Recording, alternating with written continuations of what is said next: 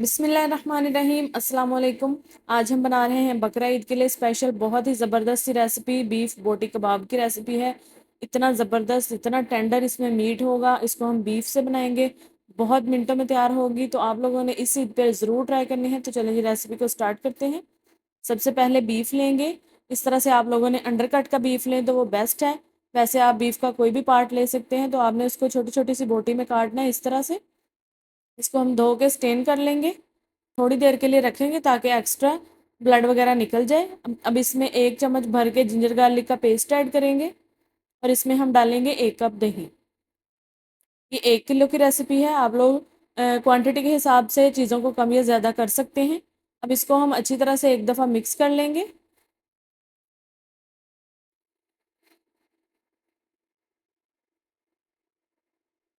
इसको आप लोग हाथ से भी मिक्स कर सकते हैं। जिंजर गार्लिक का पेस्ट आपने ज़रूर ऐड करना है, उससे बहुत अच्छा सा फ्लेवर और अरोमा आएगा। अब इसमें ड्राई स्पाइसेस डालेंगे। ये है 1/2 टेबल स्पून नमक,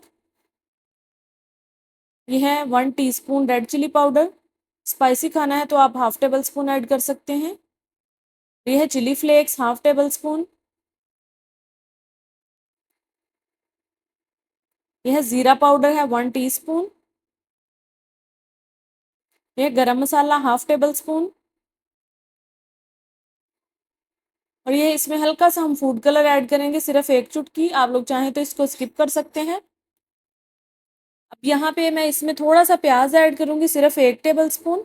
और इसमें हम 1 टेबल स्पून ही टमाटर ऐड करेंगे। ये दोनों चीज़ें आप लोगों ने ज़रूर ऐड करनी है। वो भी मैं बताती हूँ कि मैंने ये क्यों ऐड की है, लेकिन आप लोग इसको ज़रूर ऐड करिएगा, इससे इसमें एक बहुत अच्छी सी रिचनेस आ जाएगी। अब इसको हम लोग मिक्स करेंगे अच्छी तरह से। इसको आप लोग चाहें तो इसको आप ओवरनाइट भी मैरिनेट कर सकते हैं, लेकिन आपने इसको कम से कम भी 3 से 4 घंटे के लिए मैरिनेट ज़रूर करना है। अगर इसको आप लोग थोड़ा सा खट्टा बनाना चाहते हैं तो आप लोग इसमें नींबू भी ऐड कर सकते हैं, लेकिन हम लोगों ने दही यूज़ किया है तो हमें ज़्यादा ये खट्टा या स्पाइसी नहीं बनाना। इसको इस तरह से अच्छी तरह से मिक्स कर देंगे और इसको हम रेस्ट देने के लिए रख देंगे।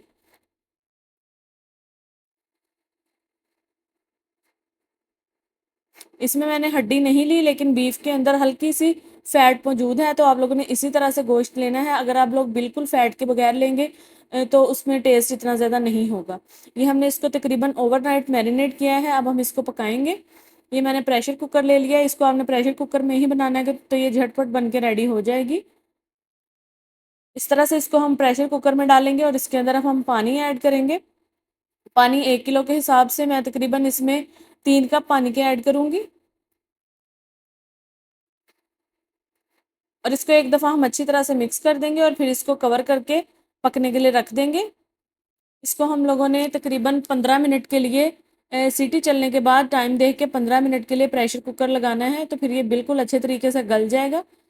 आप लोगों ने अपने हिसाब से इसको टाइम देना है, जितना भी आपके कुकर में ये टाइम लेगा तो उस हिसाब से आपने इसको अच्छी तरह से पका लेना है। इसमें बिल्कुल भी कोई कसर नहीं होनी चाहिए, हमें बिल्कुल पका हुआ गोश्त चाहिए यहाँ पे। अब ये देखें, जो इसमें मैंने टमाटर और प्याज डाला था ना, उससे इसमें हल्का हल्का सा ग्रेवी सी बनेगी और बोटियाँ बिल्कुल ड्राई नहीं होंगी। ये मसाला सा इसके ऊपर लग जाएगा। अब हम पानी को ड्राई कर लेंगे और इसको हम ठंडा होने के लिए रखेंगे। ये मैं गोश्त भी आपको चेक करवाती हूँ, बोटी बिल्कुल गल चुकी है।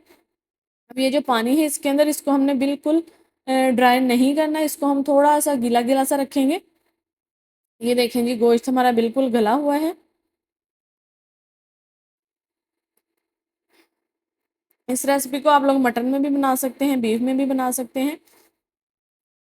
अब ये देखें, इसके अंदर इतना सा पानी होना चाहिए। अब हम फ्लेम को बंद कर देंगे।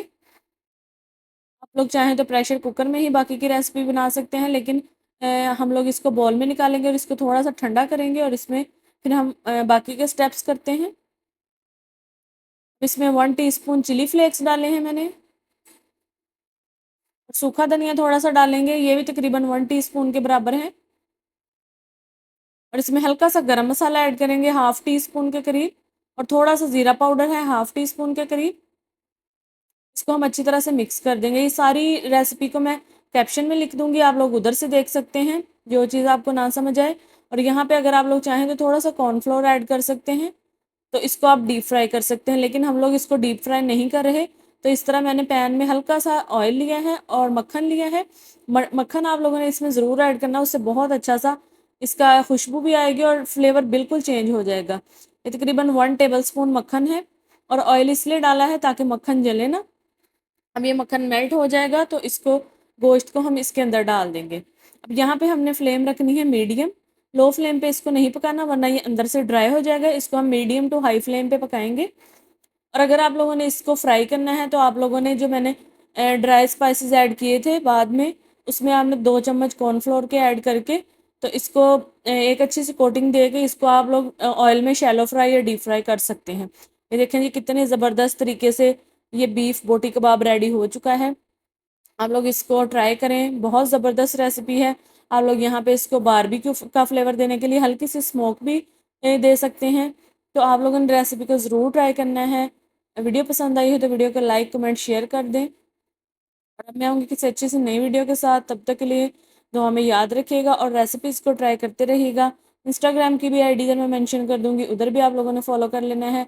और मज़े मज़े की रेसिपीज़ के लिए चैनल को सब्सक्राइब कर लें। तो चलें जी, अब मिलते हैं अगली वीडियो में, तब तक के लिए दुआ में याद रखिएगा। अल्लाह हाफ़िज़।